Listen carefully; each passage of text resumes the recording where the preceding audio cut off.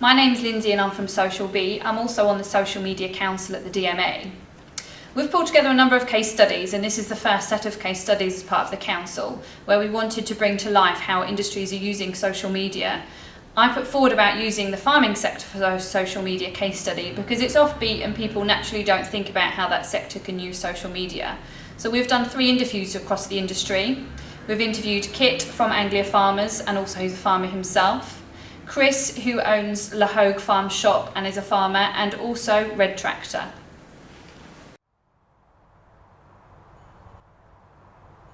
Before you started using social media, was it difficult to market your business or services?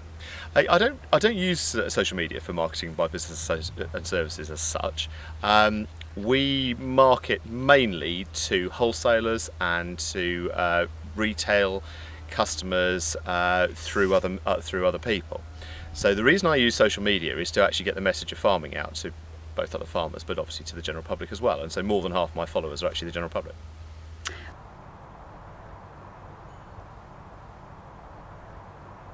What enticed you to start using social media in the first place? The same reason that lots of farmers do actually. It's good interaction, it's sharing ideas, it's talking. Farming can be a lonely old place, and often you're in a crowd and on your own, and other times you're just alone.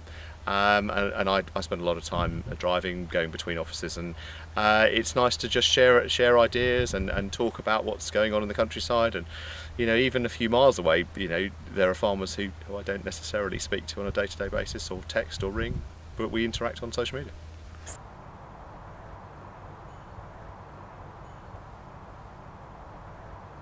What differences are there in connecting directly with consumers compared to wholesalers and supermarkets? Consumers always ask questions that they wouldn't ask of anybody else. Consumers ask the weirdest questions. I get simple stuff like, I'll say, well, we're blight spraying today. And consumers will say, well, why do you need to spray potatoes? We just thought you planted them in the ground and then you lifted them. So, consumers ask the questions. They don't necessarily care about it, they just want to know the answers to the questions. And I think that's a really good way of interacting. Other organisations want to know the nitty-gritty. But consumers ask me great questions on social media. I really like that. Which social media platforms do you use to market your services or products or engage with consumers? I mainly use Twitter. I think that Twitter's probably, I've got my best following on Twitter, and I get the most interaction with both farmers and consumers. We have a YouTube channel as well. Quite a lot on Flickr, but we try and do almost everything within the business that we can possibly do.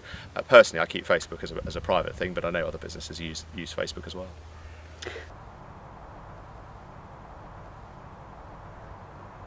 What business benefits have you enjoyed through using social media? A lot of connections actually. My student this year has actually come through social media. But a lot of connections. Met a lot of interesting people, such as yourself. Lots of interesting people who I would never have met without social media.